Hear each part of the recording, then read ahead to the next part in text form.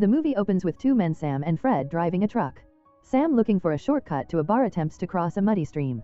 Their vehicle gets stuck and they hear a strange sound before Sam is pulled from the truck. His severed arm is later discovered and the police are called to investigate. Two detectives, a veteran female officer and a young inexperienced rookie named Adam, arrive on the scene. They find evidence of a violent struggle and a large jagged tooth which the veteran officer identifies as a shark tooth. Meanwhile, a group of female prisoners on a work detail led by the corrupt and lecherous guard Carl and his partner Mike are clearing stumps in a forest near a swamp. One of the prisoners, Samantha, fakes an injury and convinces Mike to let her clean her arm in a nearby stream. She disappears, and when Carl and Mike go looking for her, they discover her bloody clothes by the water. They realize she has either escaped or been killed. A man with a mysterious gruesome injury is discovered on the road and the guards are ambushed by two of Samantha's accomplices, Honey and Soy Sauce. The two women who are armed free the other prisoners and take the guards hostage. Honey and Soy Sauce drive the prisoners and the two captured guards Carl and Mike in a stolen minivan to a remote cabin deep within the swamp. Their plan is to hide out and wait for a mysterious event to happen. The prisoners, including Anita, Shannon and Michelle, are skeptical and fear that they will be killed to cover up the crime. During their stay they find the cabin well stocked and decide to make the best of it. One of the prisoners, Sarah, goes to take a hot bath but her body is found brutally torn apart in the living room. The group discovers another large shark tooth embedded in her leg, leading them to believe that a monstrous creature is lurking in the swamp. The police investigation led by the veteran detective continues. They learn from the injured man that his friend was killed by a shark. They also track the stolen minivan to the swamp area where the cabin is located. As the remaining prisoners and the guards Carl and Mike are trapped inside the cabin, tensions rise. They realize the creature is hunting them. When Carl attempts to go to the bathroom, he is killed by the creature, which is revealed to be a massive mutated land shark. Mike is killed shortly after, and Honey's accomplice Soy Sauce is also attacked and killed. The remaining women, Honey, Anita, Shannon and Michelle, must now fight for their lives against the relentless predator. They escape the cabin and run into the forest, hoping to find a way to outsmart the creature. The veteran detective and Adam arrive at the scene and see the destruction. They realize the land shark is real and the women are in grave danger. They find one of the women, Anita, and save her just in time. The others, Honey, Shannon and Michelle, are cornered by the shark, but with the help of the police they manage to get away. The police manage to kill the land shark and the women are taken back into custody. The movie ends with the veteran detective looking over the dead creature and realizing there may be more of its kind still out there. The group of women, shaken but alive, are taken back into custody. The lead detective, with a look of grim determination, surveys the chaos left behind by the creature. She knows that this is not an ordinary case and the truth of what happened will be hard to explain. The rookie Adam is now a changed man, no longer questioning his place in the force. He has seen the unbelievable and is ready to face the unknown with his partner. Back at the station, the surviving women are debriefed. They tell their unbelievable story of a walking, breathing shark that hunted them on land, but their accounts are met with skepticism. Only the veteran detective believes them, having seen the evidence with her own eyes. The authorities are left with a difficult choice: expose the existence of this new terrifying species and risk mass panic, or cover it up and hope it doesn't happen again. They choose the latter, attributing the deaths to a bizarre series of bear attacks and gang violence. The women's prison sentences are quietly reduced in exchange for their silence. Honey and Soy Sauce's plan to use the cabin as a waiting ground is revealed to be a misguided attempt to meet a contact who was supposed to help them disappear. The contact never showed, leaving them stranded and vulnerable to the very thing they were trying to escape. They were unknowingly led to a nesting ground for the land shark.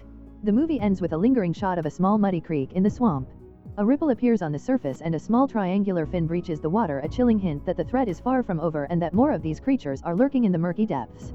The movie continues as the female prisoners, now fugitives, encounter two new characters, John and his assistant, who are geologists. The geologists explain that a fracking operation by Delgado Petroleum has shattered subterranean shale beds, potentially creating a superhighway between the Earth's surface and an underground ocean teeming with life. This, they believe, has unleashed a prehistoric monster, a land shark, a creature capable of hunting on both land and in water. This new information explains the gruesome deaths they've witnessed, including that of their fellow prisoner Sarah. Faced with this new terrifying reality, the group decides they must escape the cabin and the surrounding swamp. The geologist's van has also been destroyed by the creature, leaving them all stranded. Honey, the leader of the fugitives, reveals a cache of guns and ammunition found in the cabin, evening the odds slightly against the land sharks. However, the prisoners remain at odds with the guards Carl and Mike, who are still their hostages. As the group tries to figure out a plan, the tension mounts. The professor, as they call him, reveals that a scouting party of sharks may be waiting for a larger swarm to arrive and devour everything in sight. Their only hope is a cave entrance near the cabin, which, according to the professor, will lead them to safety. The group decides to use a dummy filled with blood-soaked clothes as a distraction to lure the sharks away from the cabin, giving them a chance to make a run for the cave. Honey and Soy Sauce manage to take out several of the creatures with their newly acquired weapons, and the group makes a frantic dash to the cave. Tragically, one of the geologists, John, sacrifices himself to save the others, and the group barely makes it into the cave as the sharks close in. Inside the cavernous space they find a stunning display of phosphorescent limestone and hear the sound of an underground river. The professor deduces that the river could be their escape route, but they will have to wade through a section of water where the land sharks could be lurking. After a debate they decide against risking the Sharkasaurus roulette and instead opt to use an old inflatable raft they find in the cave. Carl volunteers to go first, using the raft to get across the water and secure a rope so the others can follow. He successfully makes it across, but the professor, who was left behind to help, is killed. As the others cross, the sharks attack, dragging soy sauce and Michelle into the water. Carl and Honey manage to pull Shannon and Anita to safety, but at the last minute Carl betrays Honey, leaving her to face a shark on her own. Anita and Shannon make it to the outside world where they are picked up by the police. The veteran detective and her rookie partner Adam have been following the trail of the fugitives and the mysterious creature. They find the abandoned deflated van with the 4 flat tires and the bloody dummy. They deduce that the women and the guards were likely trapped in the cabin and were forced to escape through the cave. The movie ends with the surviving women Anita and Shannon being rescued. They recount their harrowing experience to the police, who are now left to deal with the unprecedented threat of the land sharks. As the last of the survivors, Anita and Shannon were rescued and debriefed, the full horrifying picture of their ordeal began to emerge. The veteran detective, now with her own first-hand experience of the land sharks, took their testimony seriously. She and Adam returned to the site now with a full police and scientific team to investigate the cavern system and the creature's origin. Inside the cave the team found the remains of the professor and the raft. The discovery of more phosphorescent limestone and the underground river confirmed his theories. However, they also found something more chilling: a nesting ground. Dozens of small shark-like creatures no bigger than a man's arm were found scuttling in the shadows, their tiny jaws snapping at anything that came near. It was clear that the scouting party the professor spoke of was just the tip of the iceberg, and the fracking operation had opened a gateway for a full-blown infestation. The authorities were now faced with a far greater dilemma than a simple cover-up.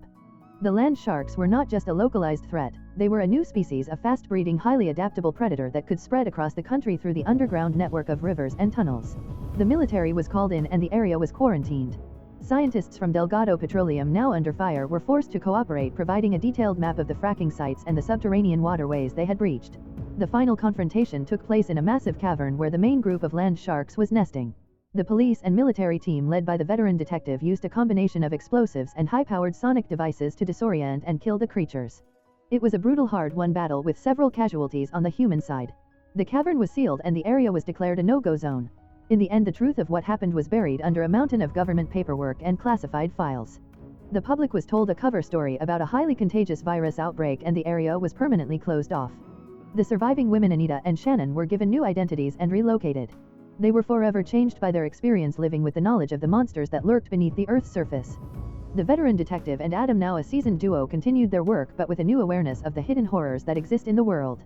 The movie concludes with a final unsettling image of a small crack in the sealed cavern, a faint phosphorescent glow visible from within, a silent promise that the land sharks may one day return. The heroes of the story had won the battle, but the war for control of the planet was just beginning. If you enjoy watching this video, then subscribe to Angel Recaps for the latest movies explanation.